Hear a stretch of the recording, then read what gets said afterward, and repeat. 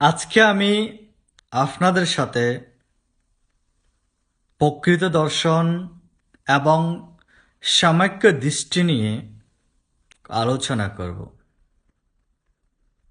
প্রকৃত দর্শন কি?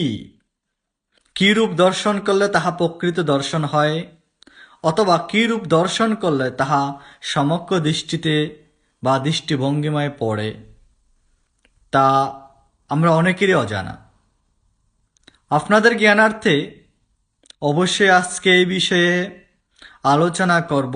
আমি তাপস, আপনাদের মাঝে জ্ঞানের কথা নিয়ে।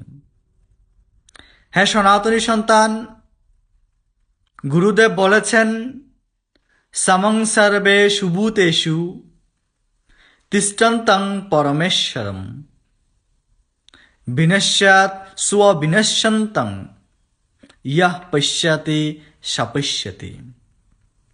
এখানে বলা হয়েছে, যিনি সর্বভূতে সমভাবে অবস্থিত পরম আত্মাকে দর্শন করেন, তিনি জানেন যে জীবাত্মা এবং পরমাত্মা উভয়ই অবিনাশী।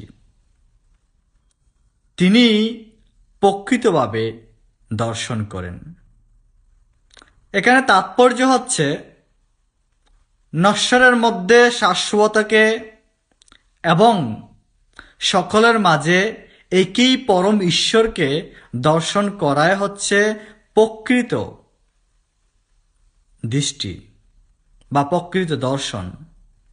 হ্যাঁ সনাতনী সন্তান, অবশ্যই আমার আলোচনার মাধ্যমে আপনার দৃষ্টিভঙ্গি এবং আপনার দর্শন অবশ্যই পরিবর্তন হবে। যদি আপনাদের মাঝে কোনো কিছু জানার ইচ্ছে হয়, যদি আপনাদের মাঝে কোনো জিজ্ঞাসা থাকে, যদি আপনার মনে কোনো প্রশ্ন জাগে বা কেউ যদি আপনাকে প্রশ্ন করে, তাহলে সেই উত্তর অথবা জিজ্ঞাসা যদি আপনি শান্ত নিজেই করতে না পারেন, তাহলে আমাকে জিজ্ঞাসা করতে পারেন কমেন্টের মাধ্যমে। আশা করি আপনার জিজ্ঞাসা শান্ত করার প্রয়াস করব। নমস্কার।